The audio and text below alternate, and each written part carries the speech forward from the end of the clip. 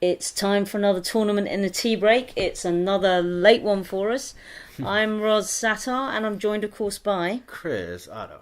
Hurrah! So we're going to start with the men today, and then we'll round up a little bit of some of the quarterfinal action from the women. But we'll talk about them in more detail tomorrow.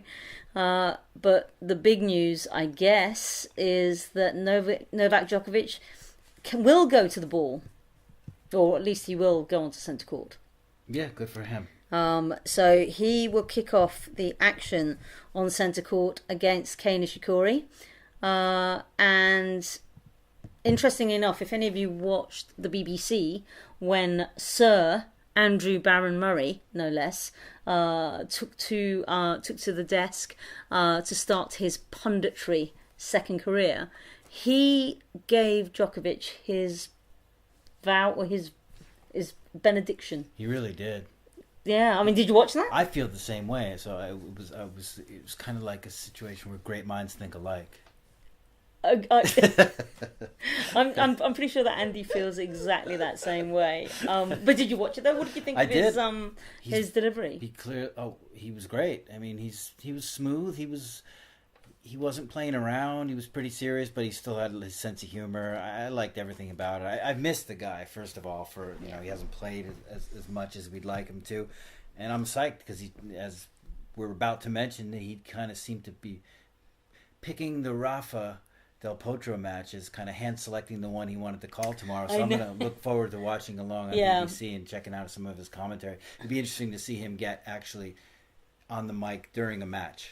Oh, I mean, it was a cool move by the BBC to announce it, and I think it was an equally cool move for Sue to basically say, "Oh, have you got a favourite?" Because they'd be stupid not to put him on what he wants. Yeah. But yeah, it was really interesting, and I'll never feel self-conscious now about saying as much as I do, because he did it all the time, and if it's good enough for Sir Andrew, then it's good enough for me. But back to Djokovic, he was giving Novak his seal of approval and felt that actually he was the man to watch this tournament. Yeah, he basically said he wouldn't be surprised if Djokovic won. And it almost felt like he thinks Djokovic is going to win, but he didn't want to say that. Yeah, but he can't really say that. Right, he can't really say that. But, I mean, so my one concern about Kei is that in his last match he was getting his wrist treated, and it's always something with him. He'll have a really good run, he'll be amazing. We talked about it on the way down, that he brutalised Nick Kyrgios. And then in his next match, he was massaging his wrist. Is he going to be fit enough to handle Djokovic? Because I've got to be honest, Djokovic is getting better and better as he's playing. Is he going to be fit enough to handle Djokovic? I think not. I just don't think he'll be able to handle Djokovic, whether he's fit enough or not. I think he'll be fit enough to play his best. I think he's been kind of keeping us on the edge of our seats with his wrist since clay season began, shaking it out, keeping us worried. We know he didn't have a surgery on it, and that's probably a good thing, because if he had a surgery, he'd be in for a bunch of rehab, and he might never be the same. So far so good. Yeah, it's never cool to see Kei struggle. We know that he has difficulties. We know it can hurt him, and it can, at the most inopportune moments, it could render him not the player we want him to be. And we hope that doesn't happen tomorrow. Like to see a good match. But your pick is? Oh, picking Novak. I like his form. I like Novak. The matchup. What is it? 12 in a row for Novak. Yeah. 13-2 overall, and I like it even more on grass, because I think that Novak is an incredible grass court player, 3-time Wimbledon champion. He looks really comfortable on the surface. He's kind of playing at his best in terms of the last 3 months. He's getting better every week, and Kei has broken through. He's done a great job to make the quarterfinals. I think he's the first Japanese male to do it since '95. But yeah, gotta lean Novak. Okay, I'm with you on that. Let's skip across to court number 1. We're going to have to give Roger Federer a sat-nav to be able to find it. Because I think somebody said that the last time he'd been on there was 2015 or something. I'm not sure. I saw that on Twitter. I saw that, yeah. He hasn't been there often. So, anyway, he has Kando, Kevin Anderson, and... I mean, Anderson he's one of the world's genuine nicest guys. you want nothing but good things to happen for him, because he's such a great guy. He's looking after the planet.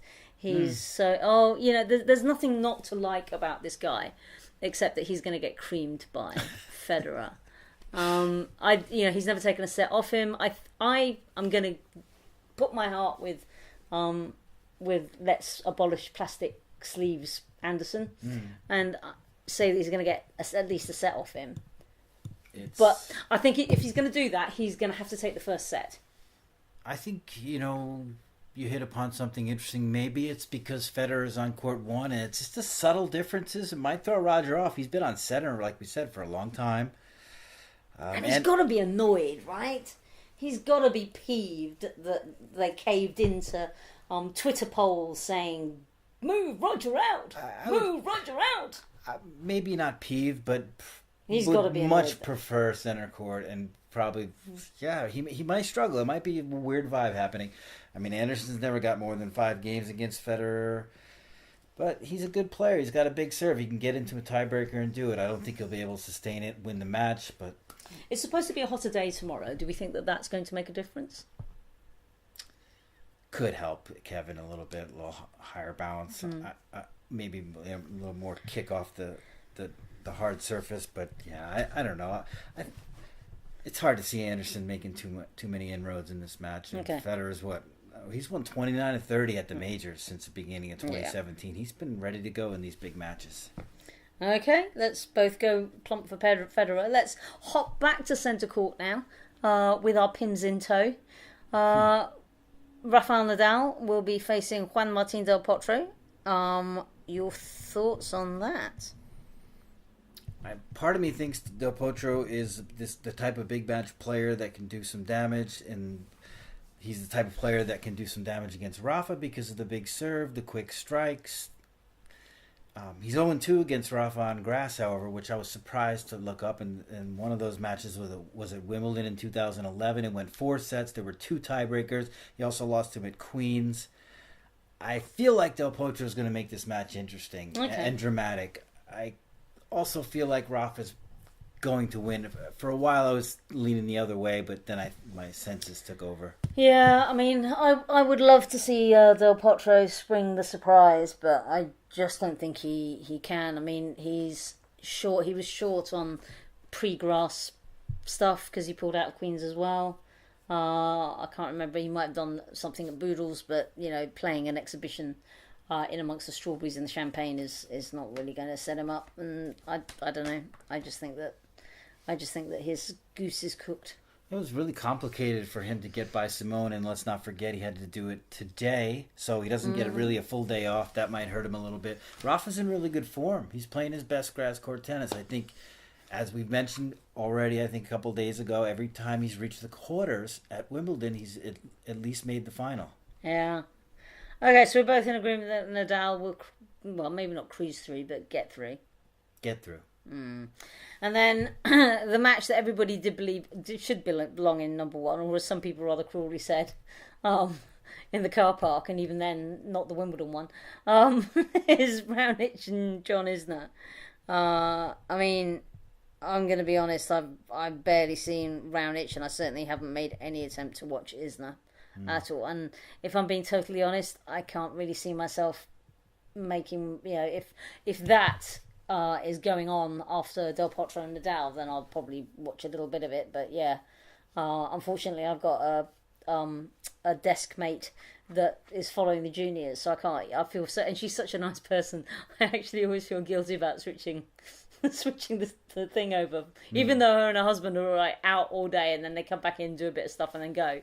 I always feel really bad about changing her screen. That is funny. But it just goes to show that she's such a nice colleague. It's not saying that my previous colleague that was sat there that had asked permission wasn't nice, because he's a great guy. But I had no compulsion whatsoever in commandeering his screen. Whereas I do feel really bad about commandeering Colette. So maybe if I feel a burning desire, I'll probably put this one on my laptop and have Nadal and Del Potro. Well, we've got to switch it on for the tiebreakers. They've played 9 sets previously. 7 have gone to breakers. Isner with the 3-1 edge. Raonic won the last one. Raonic is better at Wimbledon. I'm tipping Raonic. Yeah, I'm going to go for Raonic as well. For a couple of reasons. One, I think the guy needs a break. He got to the final and ended up facing an incredibly informed Andy Murray, and I'm sure he'd love a shot. And I'm just always baffled. I mean, I know it's because his body's in different proportion sizes, and that's why when he's like serving, he puts so much strain on his legs and his thighs, and that's why he's so injury prone. But it does baffle me that somebody he's a big unit. Let's be honest. He really is. And it just baffles me how somebody the size of Raonic could be every bit as precious lotus flowery as Nishikori. However, I do think he's going to be motivated to sort of set some things to rights. But yeah, I see 5 sets, 7-6s or 7-5s all over this one. I hope it doesn't go 5 because I don't want that 34-32 fifth set that we could see. Yeah. So we both in agreement of Raonic. Mm-hmm. Okay. Let's have a few gentle words on the women's quarterfinals. What a day! It was pretty amazing, actually. It really was. There was some better than expected tennis. Well, the first 2 matches were both brilliant. I love them both, and I was really torn because I couldn't tell which one to watch for how long. But I was back and forth between Ostapenko, who was pretty impressive in taking down Dominika Sibylkova, and then Kasatkina Kerber match probably had the most impressive, artistic, athletic, dramatic moments on center court. There was some amazing tennis played by those two. The level of I just stuck with Kerber and Kasatkina, and the level of tennis was amazing. And what I was really interested in, you can shed some light because you were in on a press conference, was how Kasatkina came into press like kind of, okay, so I lost, but we played amazing. And I love it when players are like that, and they're like kind of, we played good. That was a good day out on court. She knew she played good. I probed her a little bit and asked her what she did wrong, and she also knew that she didn't do everything perfectly. She thinks she went for a little too much, especially on the side with the wind. So she's not like it's not like she's afraid to be critical of herself. But oh God, she was brilliant. She was brilliant in defeat. I think she was more brilliant and more noticeable than Kerber, but Kerber, steady as she was, forehand down the line, keeping the ball in play, was nice with the forehand to backhand rallies as well. She was strong, an impressive performance, but that final game, 6-7 match points that Kerber needed, and it felt like if Kasatkina finds a way to get this game, they go to a breaker. This could be an insta classic. It didn't happen, but we had a lot of fun with that one for sure. Oh yeah, I mean, I met a German colleague who was like, but she looks so unhappy on court. So, and I was sitting with an Aussie colleague of mine, and I'd said to her in press, what is it that makes you happy? And to give her credit, her face lit up, and she was like, kind of the experience, the memories of how I play makes me realise that I really love to play on grass. And for the first time in ages, she actually looked happy. I just wonder whether the enormity of potentially reaching another final is sort of beginning to weigh on her shoulders. Everybody's reminding her that she's the highest seed left. She's doing her best to try and deflect it all, but she's going to have her hands full with Ostapenko, right? I mean, this is going to be such a fun semi-final. Yeah, they haven't met, and just briefly, Ostapenko just did such an incredible job to take out Sibylkova, who really played good tennis today. It's hard to notice how good she played because Ostapenko just took it away from her and was just overpowering at times, doing the thing we know she knows how to do. Yeah, I mean, Courtney Nguyen once said that I think she described Ostapenko when we were talking about that crushing loss for Halep in last year's French Open final, and she said, you've got Halep really holding it together, going, it's just not my time. Today was not my day. And trying to hold it together while Ostapenko is like running around catching butterflies somewhere in the background, and I get it. She is. It's almost like whatever the hype is, it doesn't affect her. And even though she said today, I had so much pressure in the run up to Roland Garros compared to Garbine Muguruza, in the run up to Roland Garros, she was like, meh, I don't care. Yeah. Obviously she did care, and she hit it very well. But she she did everything that was asked of her, and she fielded all the questions that came to her with really good grace. Whereas Muguruza, as it got closer and closer and closer during the clay court season, it weighed her down so much.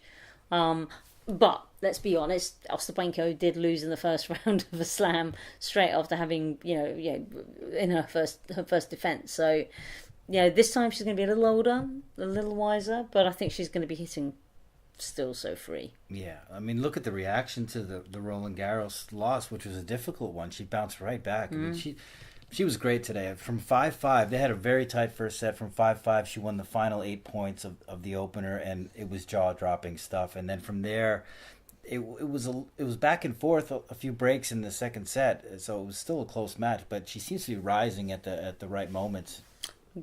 So who's your pick? Oh, that's going to be a really, really good match between Ostapenko and Kerber. They haven't met. It's going to be a kind of an interesting one to see what Kerber can do tactically to kind of fend off Ostapenko, because her serve's going to be vulnerable. I got to go with Ostapenko. I think she's going to storm her. My head says Ostapenko, but my heart says Kerber. Cool. I'm glad we disagree. Yeah, because vote for each. Yeah, but I think this is going to be fun. Oh yeah, this one's going to be fun. And then on to the next. Now, Julia Gerges last won a round at Wimbledon in 2012. Yeah. I mean, just think about that for a minute. From 2012, where she was in the third round, which is the furthest that she'd ever been in Wimbledon, she then went out in the first round every single time. And then she had a run to the quarterfinals in Birmingham. And that was when I spoke to her, and everybody was like looking at the like stats, like, what? How is that even possible? But she really has had a breakthrough on grass. Yeah, well, you talked to her in press. You found out a lot about the process she's gone through over the last years, and what did she tell you? That was very interesting stuff. Yeah, she basically said that she brought a new coach on board who told her that she's going to have to accept the grass, and what that means is it is a living surface. It is unpredictable. It is going to throw up weird bounces and scrapes and slides. And you have to accept that even if you're doing all the right things that you would expect to do on a tennis court, sometimes it's not going to go your way. And once you accept that, and it's not the first time I've heard this, once you accept that, then you suddenly understand how to play on grass. Andrea Petkovic had said much the same thing, although in Andrea Petkovic's style, It was like, initially playing grass was like being in a very sad French movie where everybody died and then you just wanted to go home and sit in the dark and kill yourself, which I thought was a little extreme. But then she too learned to accept the grass, and I wouldn't say they're best mates, but I certainly think that she can find a way around the court. And then, of course, she's going to play one Serena Williams. Yeah, but that was in doubt for quite some time today, which is amazing how well Camila Giorgi was able to play against her. If you just look at this score, you say, what went wrong with Serena? No, it was what went right with Giorgi and how well Serena had to play to get that win. She looked great. Don't be fooled by that close scoreline. Serena played well, served well, dropped 14 service points in 14 games, and looks like she's ready to ramp it up another notch in the semis. Yeah, I think out of all of the results that we've seen and all of the press conferences we've seen where she's been quite coy and like, a little bit Lizicki-esque, like, I'm just happy to make another round. Yeah, sure. This, I think, actually, she was full of emotion when she won this. And I think this one was her real, oh my God, this is really going to happen moment. I mean, obviously, no player will ever say, oh yeah, I just figured I'd be lucky to make the second week and get a bigger check. They all will tell you that they wanted to be there for as long as possible. They wanted to win the tournament. But I think this is the first time Serena's actually maybe starting to entertain the idea that she could go all the way.